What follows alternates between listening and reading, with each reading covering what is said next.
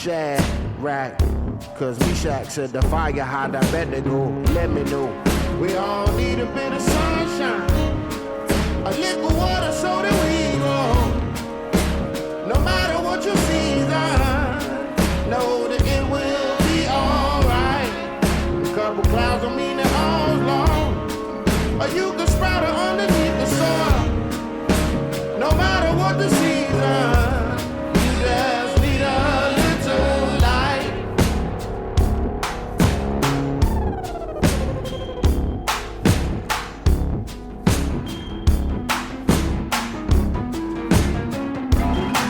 The soil toxic is DDT, the pH balance. You need so greens that's leafy. These weevils thieving, leeches leeching, UV razors leaking. I'm seeking shade. They doing sound shadow work. I'm shadow bound until they see me twerk. Never. They scary. The heart some fell amongst the pepper. Just the sober. It's the king they question. Now what a side. Atmosphere stick. The soil oil slick. We using fossils till we fossils. About to end it early. The song you heard at the top of the show was Pure Sun by Whose Hat Is This? With their electrifying all-improvised sets, Whose Hat Is This? Are a group that embodies unhinged musical spontaneity. The collective of current and former Tedeschi Trucks band members, bassist Tim LaFave, saxophonist Kebby Williams, and drummers J.J. Johnson and Tyler Falcon Greenwell seamlessly conjure up whirling music that combines elements of experimental jazz, funk, electronica, and just about everything in between. Pure Sun is off their latest album, Pony Boy, the title of which comes from the characters in S.E. Hinton's novel, The Outsiders. The band all feel like outsiders in their respective musical worlds. That's the sign of pure talent. And indeed, all the members of the band are far from traditionalists.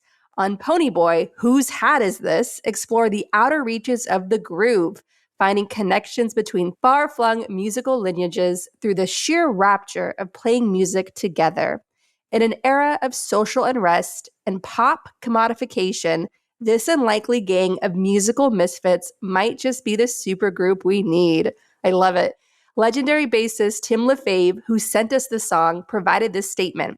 It's a song about keeping your head up during tough times. We all need a little sunshine, a little water so that we grow. We'll post a link to Pure Sun on our social media feeds and in the show notes for this episode on our Patreon page. You can find more music by Whose Hat Is This on Bandcamp at whosehatisthis.bandcamp.com or whosehatisthis.com. Thank you so much for sharing your work with us, Tim. We look forward to more music from you all soon. All right, everyone, welcome to Gaslit Nation. I am your host, Andrea Chalupa, a journalist and filmmaker, and the writer and producer of the journalistic thriller Mr. Jones, about Stalin's genocide famine in Ukraine, the film the Kremlin doesn't want you to see. Why? Because they're carrying out the same genocide today, and they have been in a war that's lasted 10 years, okay, with a lot of complicity across so-called Western democratic countries, including in Germany, where several enemies of the Kremlin, most recently 2 Ukrainian soldiers who were rehabilitating in Germany, were just killed by Russian nationalists. And then you have a German army captain who just admitted spying for Russia. He serves the far-right party, the AfD party, however that's pronounced, AFTA, Nazi, the far-right AfD party, which gets its talking points, which gets all of its backing from the Kremlin. And it's driving a wedge in the historical wound of Germany. Germany, of course, was once a divided nation. A significant percentage of the population, namely, of course, in the East, fell under the Kremlin's orbit. And you have a lot of sympathy there that still remains. That's where the far-right parties do very well. There was an attempted right-wing coup against the German government, which was, of course, stopped. And the coup plotters brought to justice. And some of the allies of that far-right movement included some very high-up German elites, including former royalty.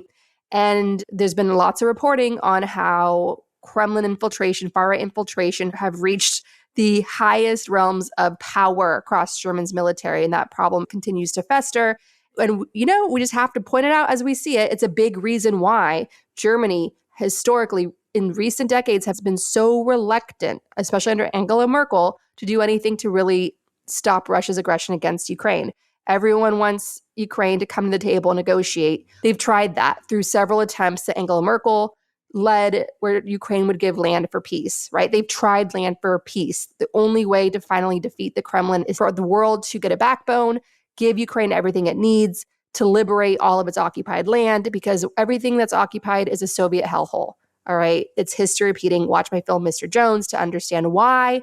And God help us when it comes to Germany, because Germany is supposed to be a leader of Europe. And right now, it's a hotbed of Kremlin espionage and infiltration of the West and trying to divide and conquer the West. All right, so let's all remain vigilant of that. I just wanted to start us off with a little bit of recent Cold War history that is really not history. The Cold War continues. The Kremlin wants its rematch. All right, so it's springtime in America, which means it's Hunger Games season with the U.S. Supreme Court. So far, the terrifying cases the extreme Supremes are weighing in on include whether a president can get away with assassinating their political enemies, like Putin does. This has long been Trump's dream, of course. He said when he campaigned in 2016, he could shoot someone on Fifth Avenue and the cult would still be there. He would still have his hardcore supporters because he's cultivated them specifically for this, having literally studied speeches, rallies by Hitler. According to Trump and his soulless team of lawyers, you can absolutely assassinate whoever you want. This would incentivize all sorts of dangerous people to run for president, to escape facing accountability, which is an important check on their power. A verdict in this case is expected June or July, where Americans have become accustomed to learning the fate of long, hard-fought rights we've enjoyed thus far. The Supreme Court, which was packed by the Russian-backed Christian nationalist movement that helped bring Trump to power in 2016, successfully delayed a decision to help Special Prosecutor Jack Smith proceed with his January 6th case against Trump, which means that a verdict would come out after the election on that case. So I want to make everybody clear on what's happening with the Supreme Court taking on this immunity case, deciding on presidential immunity. The Supreme Court agreed to address this, but more philosophically and what it means for our country. And the specifics that Jack Smith needs in order to proceed with his case are getting kicked down to a lower court, which drags out that trial, which means once that trial finally gets going, the verdict will come out maybe when Trump has won already the 2024 election. And then at that point, he's dictator from day one, just as he's promised, and Project 2025 comes into effect. What is Project 2025? You've heard me talk about it with recent guests. Project 2025 is the long-held plan by the Christian nationalists who have diligently worked since the civil rights victories, the 1960s, to fight back, claw their way back into power, taking over all facets of society as much as they can entrench themselves in, from media to entertainment to government, working really hard and setting up their laboratories of dictatorship on the state level, like in states like Missouri, Ohio, Wisconsin, and so on, to set up a white male patriarchal dictatorship. Basically what Iran has, but for white male Christians. That's what they're after.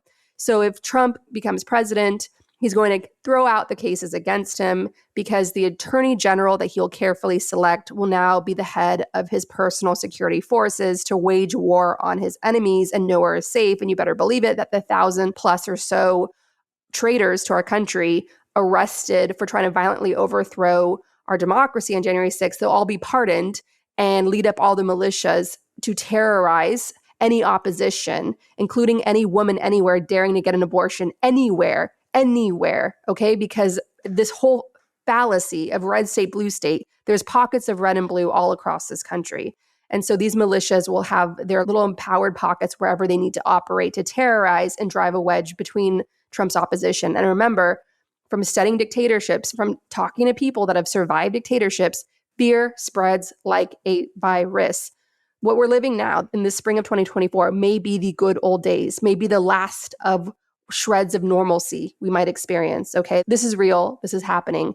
And you better believe it that if Trump gets in and becomes president, what else is going to happen? The Republicans will likely win the Senate. We're not we're going to try to stop that. Obviously, Gaslit Nation is working with some great groups to try to stop that. We're going to fight valiantly to prevent that. But the Senate map this year favors the Republicans. The Democrats just have more seats to defend. And so if Trump gets in as president and Republicans hold the Senate, they're going to be packing the courts. Right now, they're able to get 30% of our courts. In another 8 years of Trump, whenever he dies as dictator in power, imagine what our courts will look like after all that time. And when you have all of the courts hijacked, that is going to delay and derail any chance of progress anywhere in this country.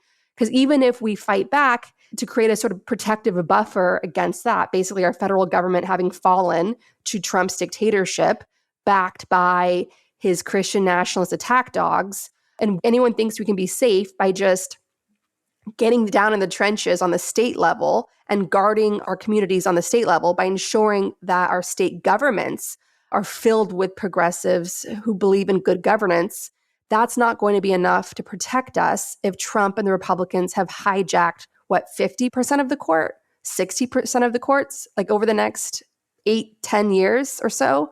Because then what you have is our state governments locked up in legal warfare with the federal government, waging war against us, trying to criminalize us on the state level for trying to exercise our rights, protect our rights, expand our rights, including environmental protections. It's going to be nasty, and we cannot let it get to that point. We're talking about a generational level fight should that come to happen. Whereas if Biden ekes through, and we're talking eking now, because it's going to come down to a handful of votes in key districts across America in the Electoral College. If Biden ekes through, we're looking at like a 10 to 15 year battle. If Trump gets through, we're talking about my lifetime and my kids' lifetime trying to undo that massive damage if we get so lucky to be able to do that.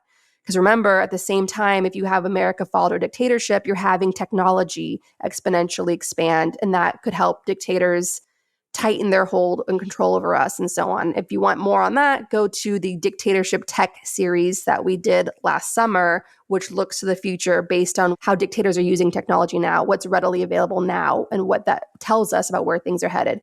Yeah, pretty existential times, guys. I'm not going to sugarcoat any of this for you. And if you feel any sense of despair, if you are curling up in the fetal position, the place for you is the Gaslit Nation 2024 Survival Guide, which you can find on our website, gaslitnationpod.com. That's gaslitnationpod.com. And right there on our homepage, find the 2024 Gaslit Nation Survival Guide and chip in however you can to do your bit to protect democracy in America and therefore the world. Okay, grassroots power is the most reliable power we have now. There's a lot that the Biden campaign should be doing to better protect us. We've covered that in many episodes, and this week's guest will go into that a bit more. One of the things that I strongly feel that, along with so many others, that Biden can do to not only help democracy here at home, but also protect the stability of the world would be, of course, to do everything he can to incentivize, to ensure a lasting, permanent ceasefire between Israel and Palestine, an area, a region, a conflict that has long been neglected by the U.S. It was obviously undermined by Kushner during his time in office when he did his Abrams Accord, which were basically just a gaslighting plan to help empower Israel and its part across the region. And meanwhile, you had rising genocide against Palestinians, some of the deadliest years on record for Palestinians in the West Bank. And remember, September 2023, the month before, October 7th, that marked the anniversary of the Oslo Accords, like 30 years since the Oslo Accords, which laid a groundwork for peace between Israel and Palestine, a process that many think were undermined by the Palestinian side, but in reality, there was a huge pushback by Israeli terrorists like Ben Gvir, who are now in power. And there's this whole extremist far-right movement in Israel that assassinated Rabin, one of the signers of the Oslo Accords. And that far-right movement is what helped bring Netanyahu to power and keep him in power as the longest serving prime minister of Israel, where he, as many reports have shown, deliberately propped up Hamas, funded Hamas to sideline the more moderate Palestinian Authority that recognized the existence of Israel and wanted to work for a two-state solution. By having Hamas be empowered, that would delegitimize the Palestinian liberation cause. That was the strategy there by Netanyahu and his ruling coalition of terrorists. And so what is the solution here?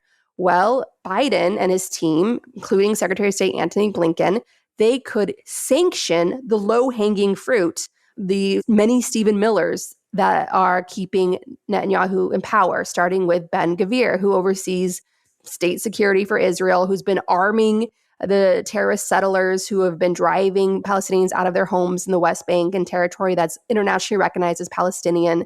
So that's just a one low-hanging fruit example of what Biden's foreign policy team can do. So if you're yelling at me, listening to this wherever you are in the world, there's low-hanging fruit left still that Biden and his team just aren't touching. And it's leading to several resignations from the State Department, including in public-facing roles.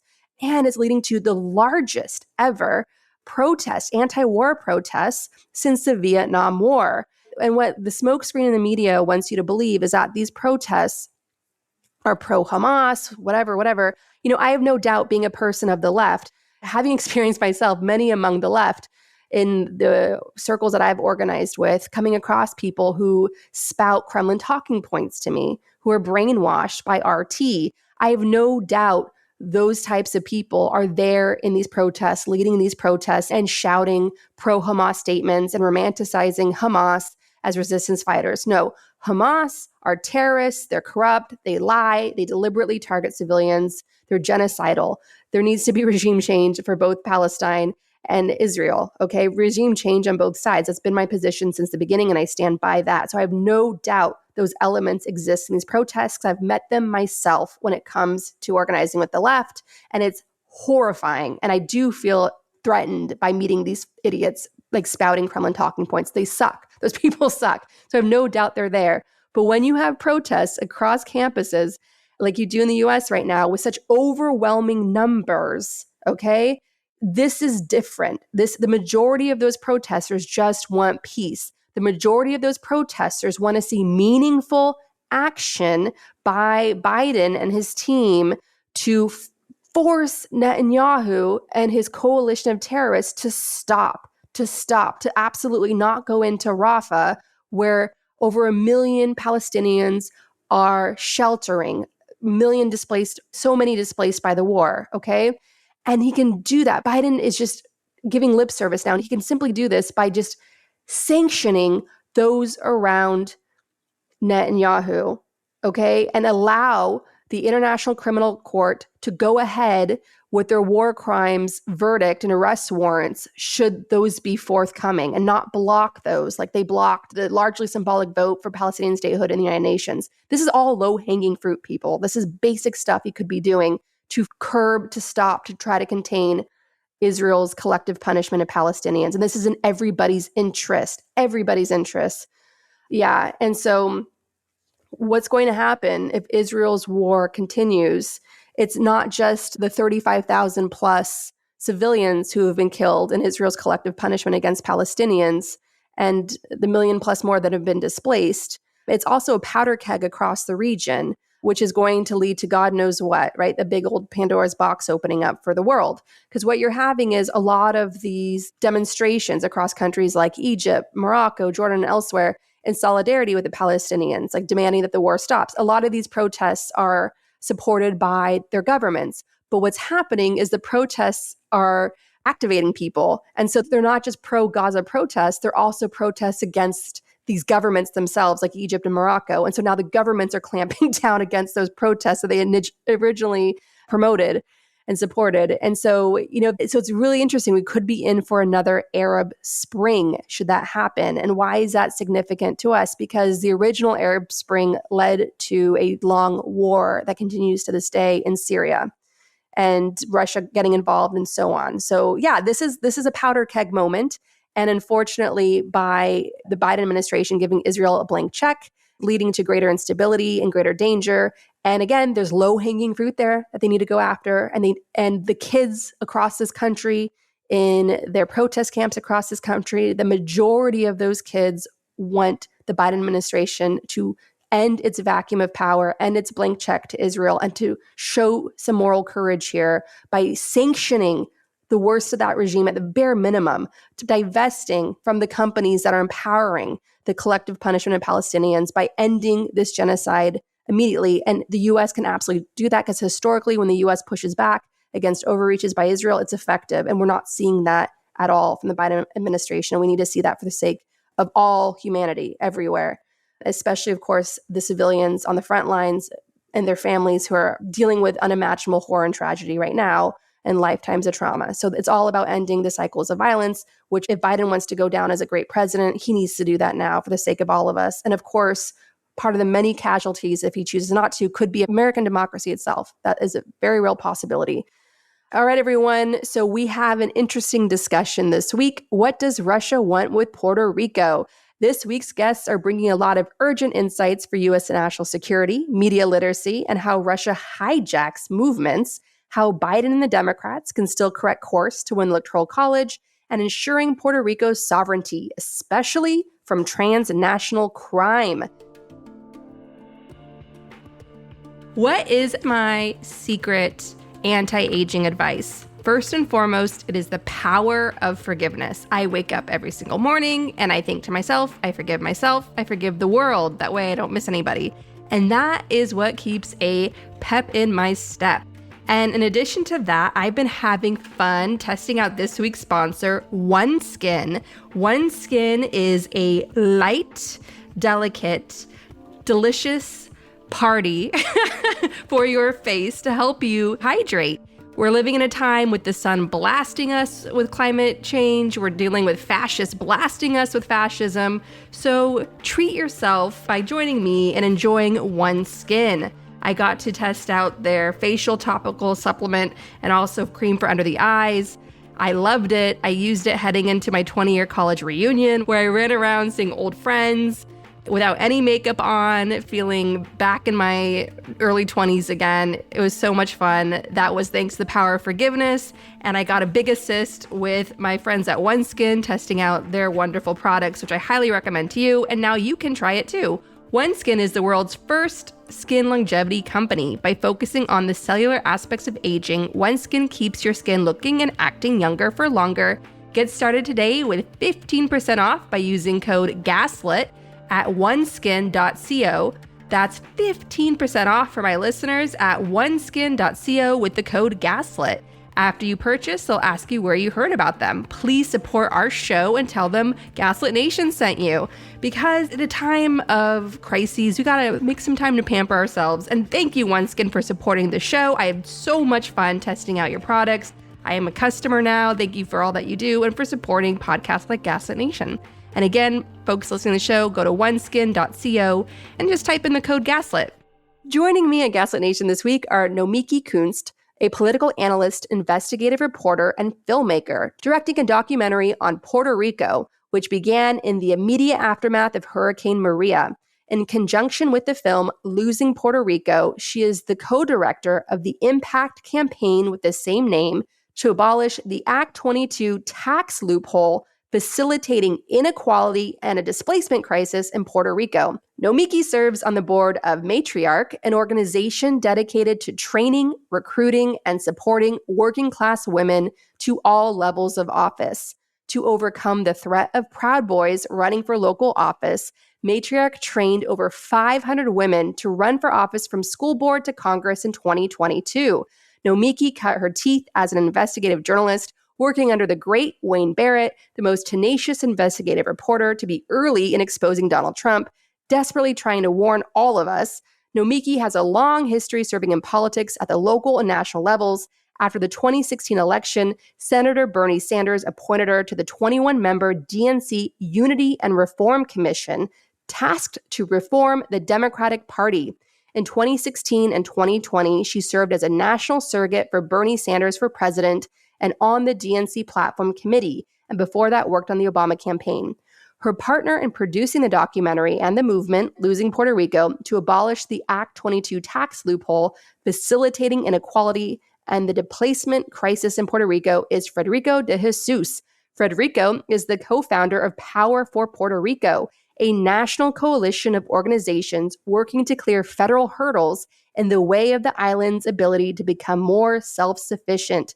He was the National Communications Director for Hispanic Media in the Obama for America 2008 presidential campaign, where they secured nearly 70% of the Latino vote. He later performed the same role in the office of the president-elect and as a political appointee to the Department of Transportation.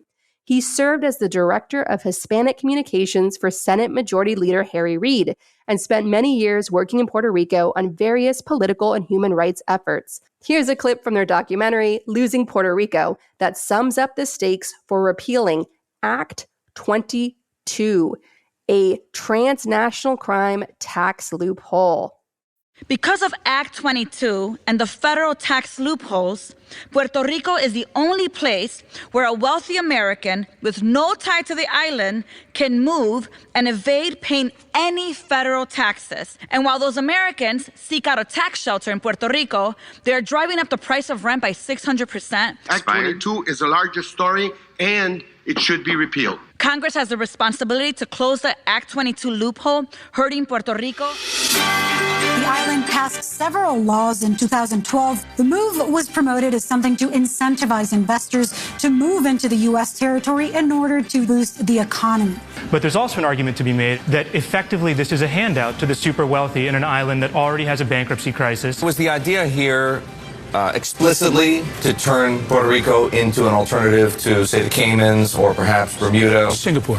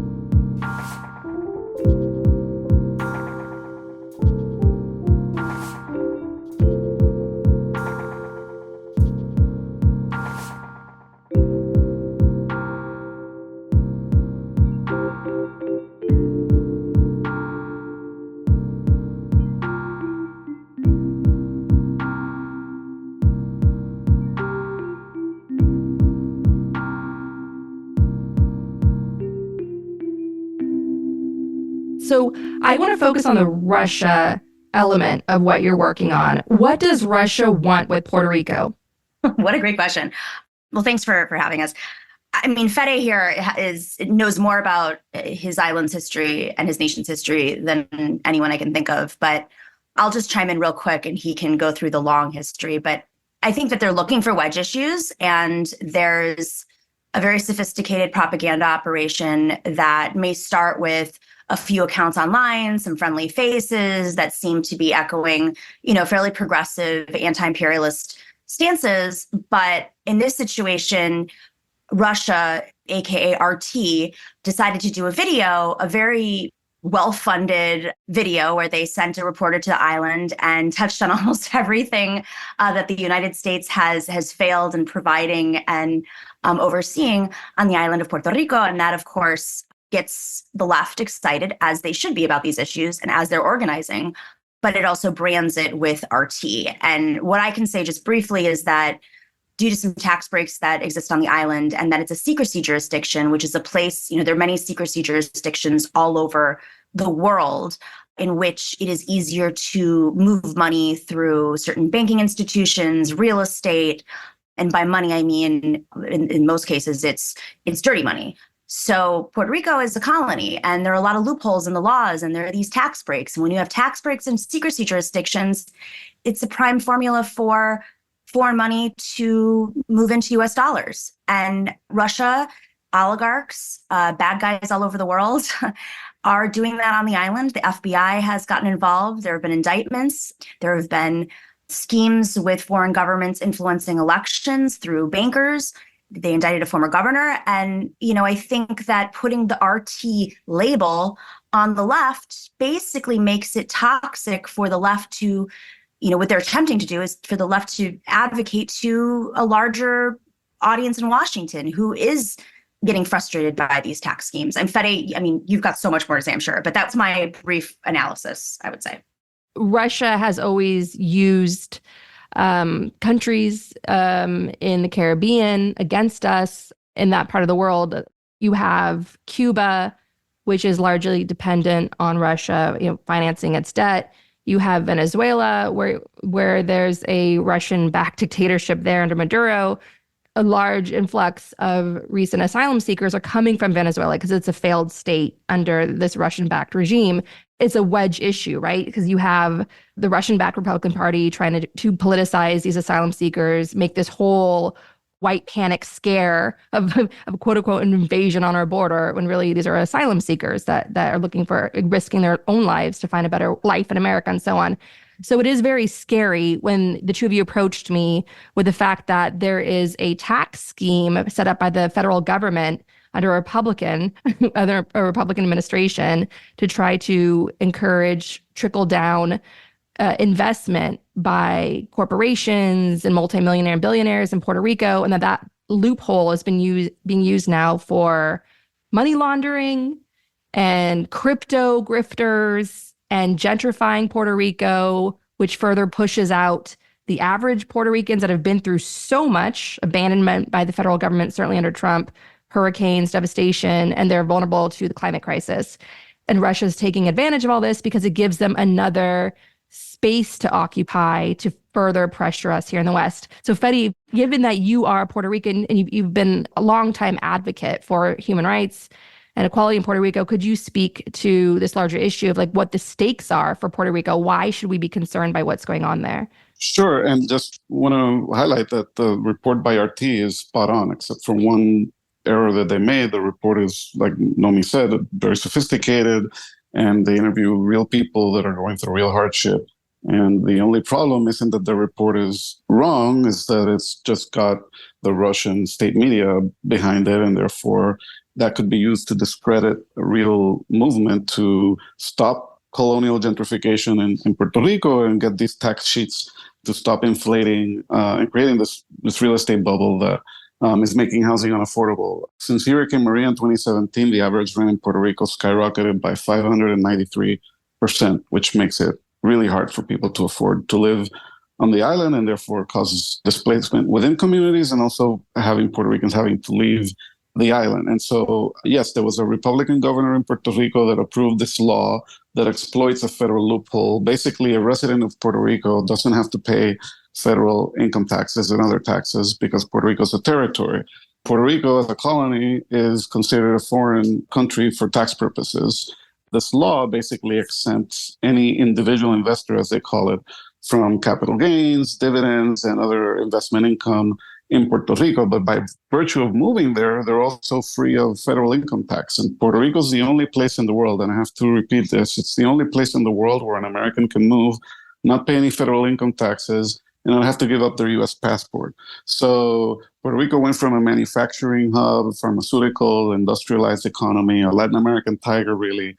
After Congress got rid of tax incentives for those jobs, the island got into a financial crisis, and in desperation, I guess, they said, well, let's bring in millionaires to just magically turn this around.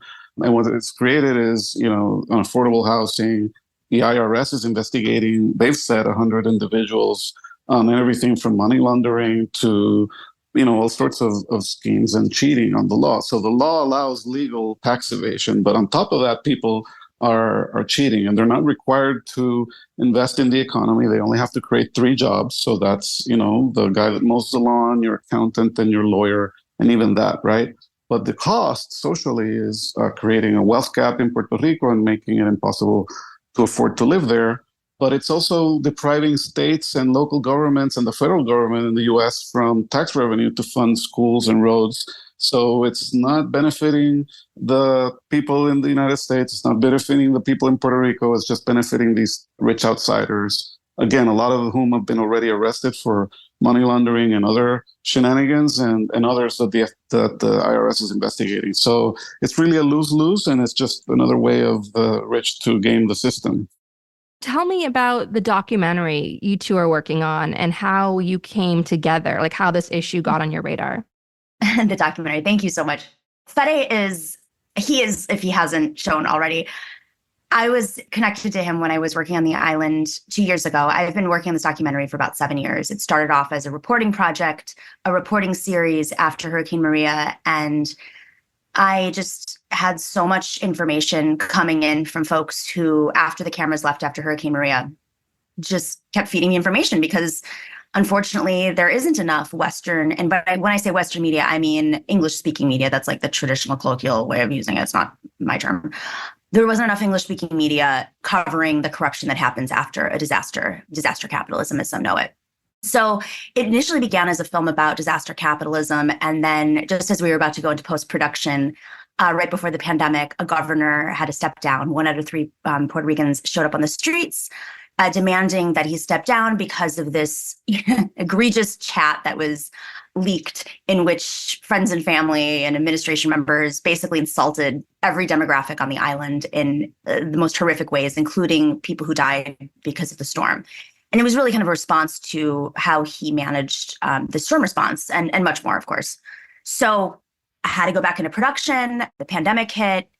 When we got vaccinated, I went to the island and I basically lived there for the year, and Fede had been there during the pandemic. And we just got to talking and we saw how quickly folks were moving there, exploiting the fact that there was distressed real estate because of the economic collapse, because of the debt crisis that occurred a few years prior, that property was even more distressed after Hurricane Maria. And there were these tax breaks that existed. And, this happened all over the world, actually, as people were working remotely. A lot of folks were moving from their expensive big city apartments and homes to warmer climates that were cheaper, whether it was Portugal or Mexico City, or of course, Puerto Rico, which is much easier because you don't have to have a US passport and it's easier to, of course, move there. So we saw it happening in real time. I was experiencing it in real time because I was jumping from place to place and seeing the prices increase astronomically and the housing shortage. And we discussed, is there something that we can do while this documentary is in process? And so we're in post-production on the documentary, but in conjunction with it, we have an impact campaign to abolish Act 22, which is the law that, the loophole that allows for these rich outsiders to come in and basically buy up land for very little, at the time at least, and take advantage of these tax breaks, and it's displacing folks. We decided to do this impact campaign before the documentary comes out just because things are moving so quickly. And hopefully the documentary will be out within a year. But the documentary is much more than just disaster capitalism and unfortunately the displacement crisis. It's also discussing national security issues that have been baked into these loopholes because of this unique status that Puerto Rico has. At the center of the story, what you're advocating against is weaponized corruption. And right now, Puerto Rico, due to this loophole, has become a magnet for transnational forces, transnational crime forces to come in and take advantage. Totally. You said it. Well said. I want to put that on a bumper sticker. That's great. That's great. And look, one of the things that's highlighted in this injustice of these tax breaks is, spoiler alert, they're not available to local residents of Puerto Rico. So all these rich outsiders are getting tax breaks that aren't available to regular Puerto Ricans or any Puerto Rican that's already living on the island. The law says that it's only available if you didn't live on the island 7 years prior to the enactment of the law in 2012. And a lot of people are asking us, well, if it's a local law that caused this, why are you asking Congress to close the loophole? That's obviously a great question. And obviously, when it comes to Puerto Rico, nothing is simple.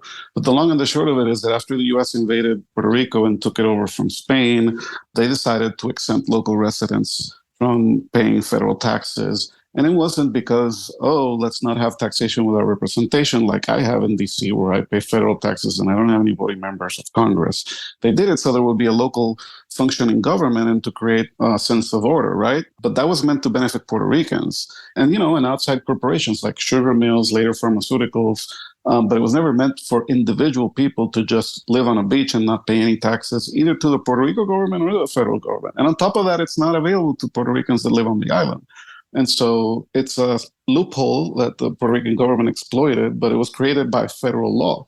So what we want is to protect Puerto Ricans to keep their tax exemption and not have that threatened by all of these people moving from the outside and exploiting Puerto Rico and turning it into the Cayman Islands. Because Puerto Rico is a lot more than that. It's not a P.O. box in the Caribbean. It's a thriving island with more than 3 million people that are struggling, but have done a lot of great things in the past. And this was just a gimmick. Like you said, the trickle-down attempt. The governor who ran on this said, I'm going to bring 100 millionaires and that's going to solve everything. And what's happened is, sure, there's some accountants and realtors that are making money off of this, but the reality is that people can't afford to live on their own island. And that's why we're asking Congress, who has the ultimate power over Puerto Rico as the country that oversees everything on the island, to do something about it, right? So it's kind of using the weapons of imperialism against the empire in a way to benefit the people. And we do have luck that there are a lot of people in the U.S. Congress that have stood up and said, yes, Congress should close this loophole, and a lot of grassroots in the diaspora and allies, like Nomiki and so many others that are standing up, and the campaign is taking steam, and it's no wonder that some people are trying to discredit it. I remember I was talking off camera with Nomiki that, again, going back to RT, what they say is true. And I remember when the report came out, a lot of Puerto Ricans were sharing it on social media. And I was trying to point out to people, hey, this is Russian propaganda, but it is true. And there's a saying in Spanish, dos más dos es cuatro aunque lo diga un loco, which means 2 + 2 is 4. Doesn't matter if a crazy person says it, right? So it's important to tell the truth on this and not to have any other outside influence discredit a real movement for justice and economic well-being on the island. This is just something that I think always needs to be reinforced for folks who may not be like drowning in the details of what we're dealing with every day. Puerto Rico, of course, is a colony. And I know that when I go out into the mainland and I talk to people about these issues, they say, oh my God, I can't believe what happened with Donald Trump throwing paper towels, and also Puerto Rico should be a state. The politics of the island are very complicated. The statehood party is traditionally very conservative, and the statehood party is also the party that brought you these tax breaks. The island is 3 times poorer than Mississippi, which is our poorest state. The island was hit by a storm. They still have not recovered after 7 years. The island has been paying off a debt that I think, is fair to say was somewhat manufactured to benefit a whole bunch of rich, Wall Street folks. And on top of that, they have this thing called the Jones Act. So almost everything that is eaten on the island is imported, and it is more expensive. So the cost of living is already more expensive on the island, in which it is already struggling with so many other financial issues. The roads are just starting to get repaired after many years of the debt crisis. And so on top of this all, they don't have the tax revenue locally. The island is being ripped to shreds, essentially, by all these new folks coming who are literally plowing through the beaches, attack. Logan Paul is there. He's gotten in trouble for taking over beaches. And yeah, Logan Paul is that bro that does cage fighting, and it was like a YouTube star. Exactly. Cage fighter. So one thing that I want to really, really make clear is this coalition that's calling to abolish Act 22 is incredible. It is a coalition of local groups and diaspora groups and allies, as Fede says, that want this law to be abolished because oversight is not enough. Oversight is literally just being like, okay, we're going to find a couple people here and there, and these people don't qualify, but you still have Logan Paul on the island. You still have Brock Pierce and a whole group of crypto folks. You still have Michael Turpin, who was the first crypto enthusiast to move to the island, who also has brought crypto conferences there. It's not just crypto, it's much more. You still have all these folks who are living there. Yeah, it's money laundering. And more people that will move in, right? Because you can arrest a couple of people, but that doesn't change the law that allows more people to keep exploiting the island.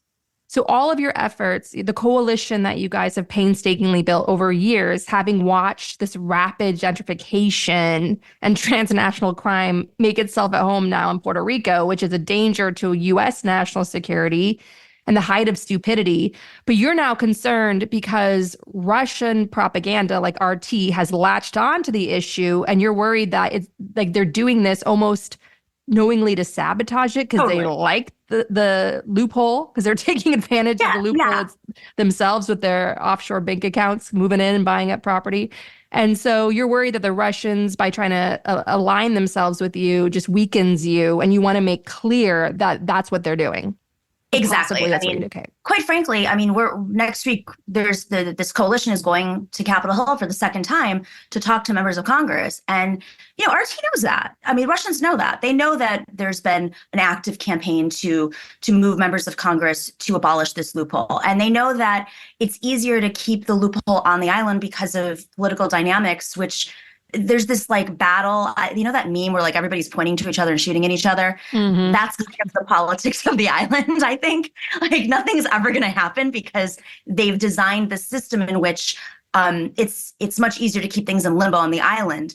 It's actually quite comical that it's easier to get things done in Washington than it is there. But the truth is that we've seen Republicans, Democrats, centrists, progressives all come together on how despicable this issue is. I mean, Chuck Schumer has spoken out against it publicly very, very loudly. And then you have Congressmember Cori Bush, who's spoken out on it. I mean, that's a coalition right there. So, of course, the Russians and any other folks that might be playing this game with them do not want this loophole to be abolished. When tax breaks are attached to secrecy jurisdictions, as most experts who deal with money laundering know, it is an opportunity for foreign influence. And one big thing that we buried the lead on, the FBI came out with a report earlier this year stating that Puerto Rico is going to be used as a location where foreign influence, Chinese and Russian influence, would be spreading disinformation for the political campaigns on the island, because there are elections on the island this year. That's obviously happening everywhere, but I don't know, Fede, have you seen that kind of influence in the past, at least in the last, 20 years or so? There has been, obviously, the U.S. has meddled in the elections in Puerto Rico, and there's been attempts from other countries. This reminds me of, there was a movement to get the U.S. Navy to stop bombing and target military exercises in the island of Vieques, Paradise Island, next to Puerto Rico. And it was really something that united all Puerto Ricans. Sorry, Fede, which is part of Puerto Rico, so people understand. It is. Yes, it is. It's a municipality of Puerto Rico. It's like the Staten Island of Puerto Rico. But where people live there, and the military practices and bombings with uranium and all these contaminants created a cancer, another health crisis. Point is that Puerto Ricans United, we kicked the Navy out of Vieques in 2003. By the way, they're still in Guantanamo, so Fidel and those people haven't kicked them out. And I mentioned Fidel because back then, Fidel Castro was still alive, and he decided to have 100,000 people march in Havana to support the cause. And then we got a lot of blowback for people saying, like a lot of pro-Navy people saying, this is a movement backed by Saddam Hussein and Fidel Castro, and they tried to discredit the movement. Thank goodness we created a coalition, and we were able to peacefully get the Navy to stop their bombing and leave. We still need them to clean up and address the healthcare crisis, but it's another example of how, even well-intentioned foreign influence can harm a movement, right? So this is a struggle that Puerto Ricans and allies are waging. Nomi and I are just foot soldiers in this, and we're going to descend on Washington on May 1st and 2nd to remind members of Congress who've talked a big game about how this needs to end, to actually legislate it and get it done. Because again, it's a local law in Puerto Rico, but it's the federal tax exemption, and Congress has the power to say, yes, Puerto Ricans should not pay taxes because they don't have any representation, and it's good for their economic development, but we should close that loophole for all these outsiders that are gaming the system and creating this housing crisis in Puerto Rico that we do not need. I am grateful for all the work that you guys are doing, and we'll link to the resources you sent me. Losingpuertorico.com, and we'll send you the videos. Losingpuertorico.com. Okay, so folks can check this out and understand that we need to nip this in the bud because it can get a lot worse. And remember, this is really harming congressional districts, communities, states, counties that are being deprived of their tax revenues because people are moving from those places to Puerto Rico to not pay any federal, but also the state and local taxes, right? So if you're an individual in New York or in Florida and you move to Puerto Rico, you're no longer a resident of New York and Florida. Therefore, you're not paying Palm Beach County, you're not paying the state of Florida, you're not paying the federal government any taxes. And then you wonder why it is that the infrastructure in the United States is in such decay. And it's interesting to say that, Fede, because New York just issued something a couple days ago that they were going to start cracking down on folks who were saying that they're residents somewhere else. So they're starting to oversee it from the New York end. If you spend more than so and so number of days in New York, we know you're still a resident here, because it's that much of a crisis now that the tax revenue is leaving New York in particular. Exactly. And it's such a ruse. To qualify for these tax exemptions, you only have to live there in Puerto Rico for 183 days a year. You have to donate to charity a certain amount, and they create their own charities, and you only have to create 3 jobs, and the government doesn't oversee whether you're creating those jobs or not. So the rest of the half of the year, you can live in the Hamptons, you can live in Palm Beach, you can live in, whatever U.S. state you want. In tax dodging state pretend. Florida, we lost. Exactly. New York State lost a lot of revenue to Florida, for instance. It's incredible. Like, we just need to tax the damn rich more, given That's all right. the issues. And let's start with Puerto Rico and the rich outsiders. Absolutely. I'm all for this. And how dare the Russians try to sabotage it by hijacking the cause as their own when they really don't mean it. So thank you for bringing this to my attention. I would love to get a comment from each of you. This is such a politically toxic election, as every election is. And obviously you have a very divided left, and everything is going to come down to unity with this extraordinarily close vote in Electoral College. Biden won by only 44,000 votes spread across 3 states in 2020. So Trump could win, or it could be a tie that is decided by Congress. So very scary scenarios there.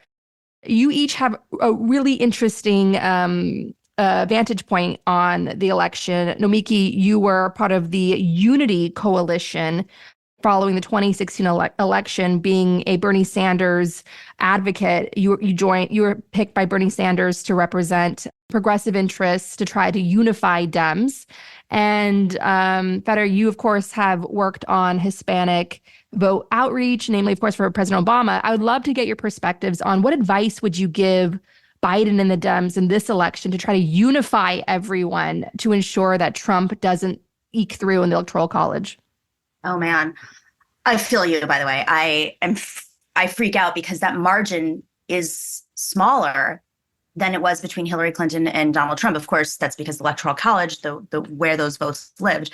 I think there's a lot of deep analysis to be done here with different demographics. But, on a very high level, 40,000 foot perspective, I would say we have a lot of crises in this country. I mean, I'm in New York right now, where literally the streets are being lined with protesters because of what's happening in Palestine. But what I'll say explicitly is I think Biden really needs to shake up his team. I think they need to be much more creative. I've worked with some of these people. I know Fede has as well. I think they're well-meaning. I think they're just stuck in an old groove of politics. And frankly, a lot of them really aren't that connected to much of the progressive movement, which is ignited around the country for legitimate reasons. I think they're so afraid of Biden's age that they're not putting him out there. And, in a time of crisis like this, any president should be giving grand speeches and feeling and hearing the pain and really getting deeper.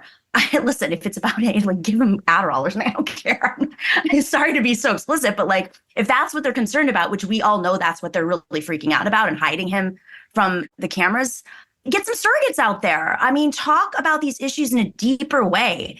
I understand that he's doing a lot of this foreign policy negotiation with Netanyahu behind closed doors, but you need to communicate with the people on a regular basis. You need to hear what's happening. You need to acknowledge it. You need to not just obviously with Palestine, but so many other issues. I mean, I understand what they've done for student loans, and that's incredible, but it's being drowned out because students are out on the streets. The same students that they want to show up and vote are out on the streets right now. I mean, that's just specifically for that issue, but I think they need to get creative about their campaigning. I don't know where their surrogates are. If they're waiting till last minute, that's a huge risk. It's not like they don't have the money. I think that let me just go back to my 2017 rant. Let's start funding our state parties again. Part of this issue is that the money is concentrated towards a presidential campaign. The DNC has, since Obama, really been a house for Democratic presidential elections and a rotating cast of characters that work in those elections, some of which are very good, some of which, probably we need to filter out a little bit. But parties around this country are not being funded. I don't even think we have a Democratic Party in Florida right now. We're relying on political action committees and advocacy groups to do the work that Democratic parties used to do and unions used to do. So Two things are, I think they need to shake things up, get some creative members on the team and put Biden and surrogates out there. And the second thing is, which is a much bigger issue, go back to funding those parties. And I don't mean with like $15,000 grants that Tom Perez came. I mean actually funding state parties. All very well said. So here's my take. I play a political analyst on TV, literally.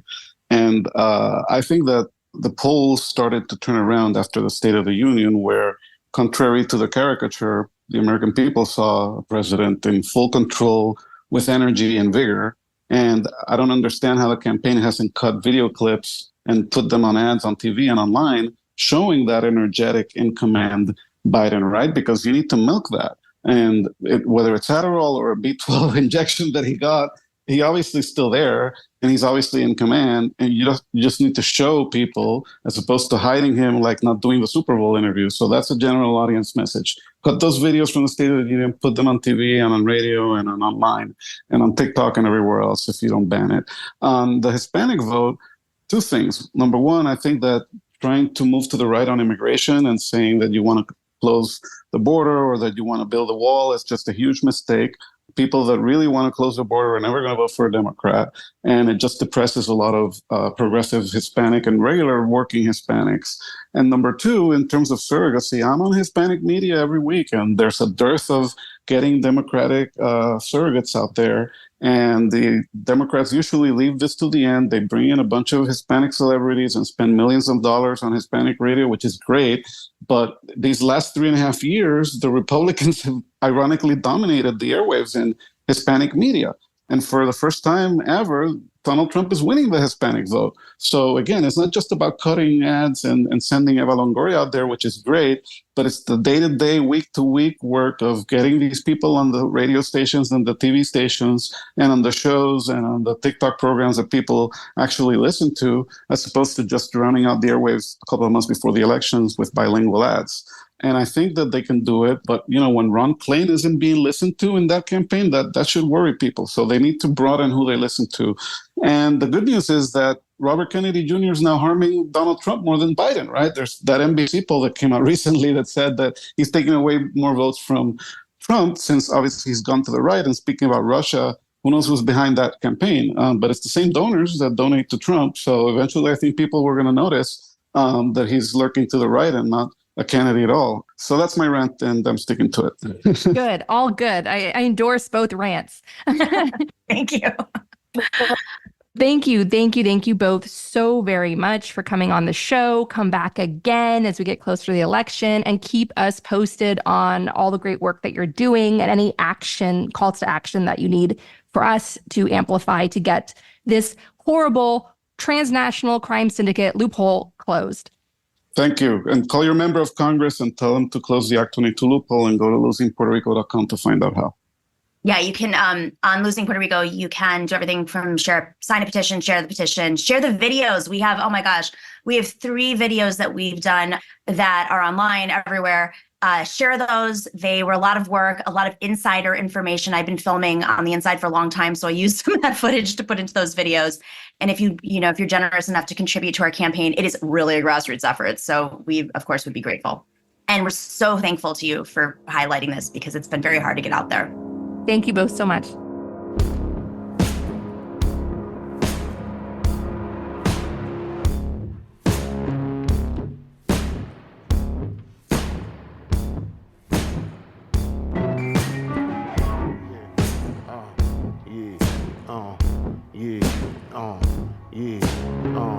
A tree, root, stem, leaf, chlorophyll, leaf, stack, the pot, green, broom, cut, low, no, room to gather, feed me gibberellins, moderate equivalent, my melanin, covalent bond, weed in my lawn.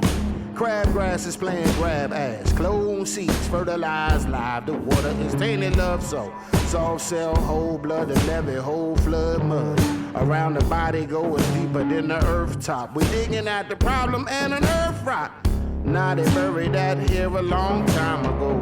Called Shadrach, cause Meshach said the fire hot, I better go. Let me know. We all need a bit of sunshine, a little water so that we go. No matter what you see, I know that it will be all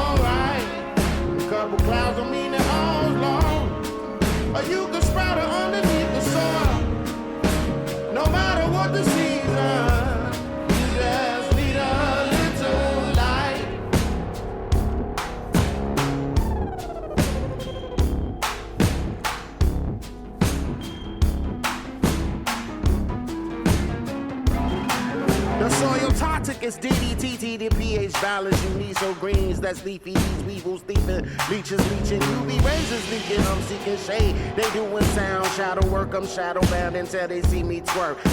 Never, never. They scare me. The hoss and feff amongst the pepper. Just the sober. It's the king they question. Now what a sound. Atmosphere stick. The soil oil slick. We using fossils till we fossils. About to end it early. That's the gospel, Lord. I seen it in the sunshine. Now, baby, tell me one time why. We all need a bit of sunshine, a little water so that we grow. No matter what your season, know that it will be alright. A couple clouds will mean it all long, or you can spread it underneath the soil. No matter what the season, you just need a little light.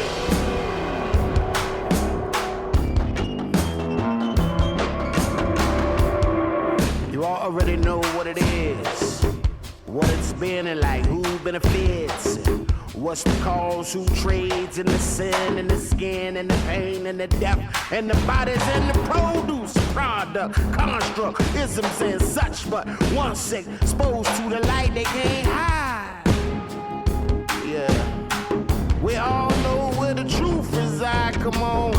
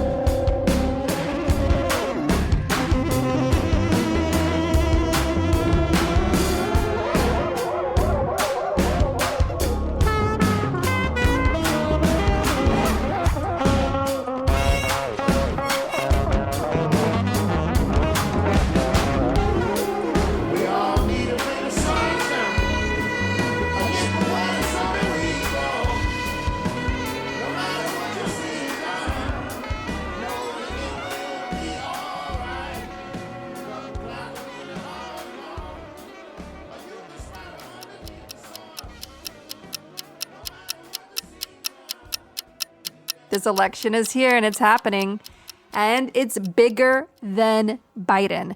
We have the chance to hack away at corruption at the root by building our power at the all-important state level, where crucial quality of life issues, from voting rights to environmental protections to LGBTQ+ rights and more, are decided.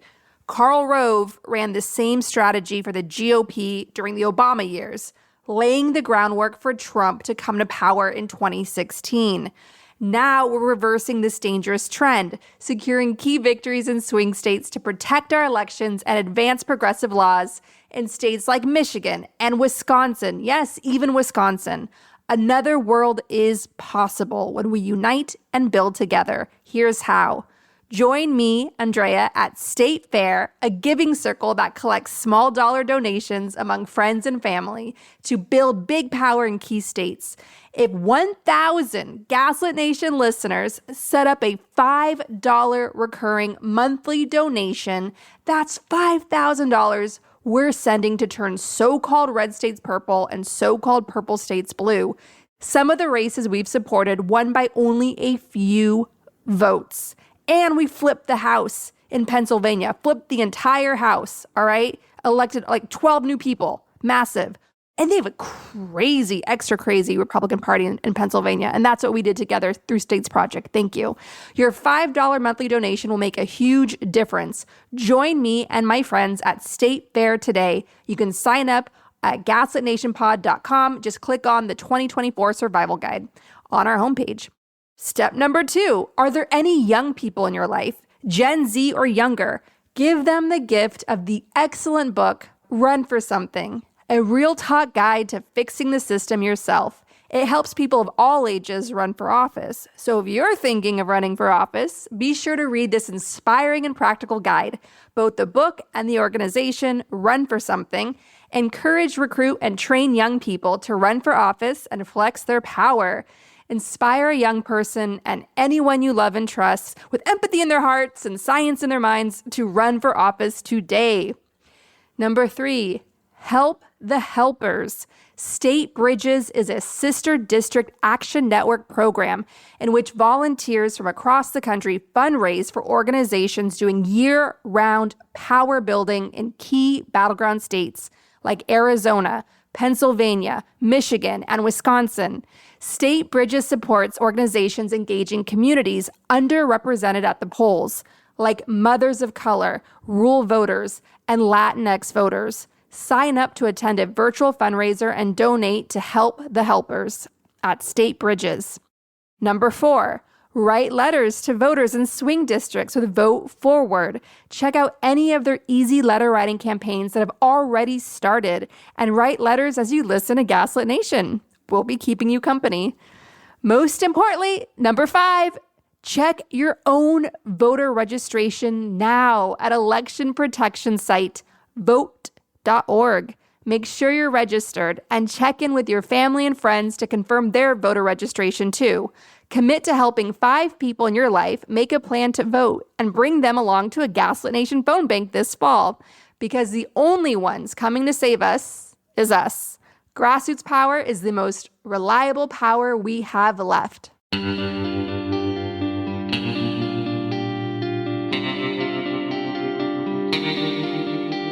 Our discussion continues, and you can get access to that by signing up at the Truth Teller level and higher on Patreon at patreon.com/gaslit. Support the essential work of the World Central Kitchen, whose aid workers were killed in Gaza trying to feed Palestinians trapped there in the famine genocide deliberately engineered by Israel's government.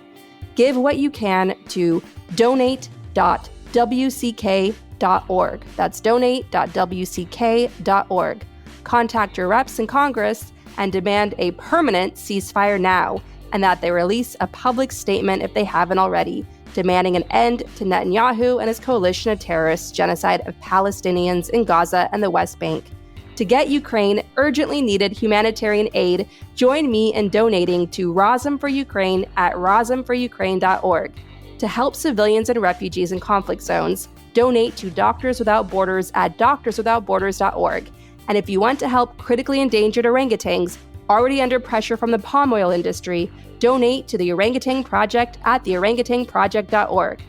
Gaslit Nation is produced by Andrea Chalupa. Our production manager is Nicholas Torres, and our associate producer is Carlin Daigle. Our episodes are edited by Nicholas Torres, and our Patreon-exclusive content is edited by Carlin Daigle. If you like what we do, leave us a review on iTunes. It helps us reach more listeners. And check out our Patreon. It keeps us going. Original music in Gaslit Nation is produced by David Whitehead, Martin Vissenberg, Nick Farr, Damian Arriaga, and Carlin Daigle. Our logo design was donated to us by Hamish Smythe of the New York-based firm Order. Thank you so much, Hamish.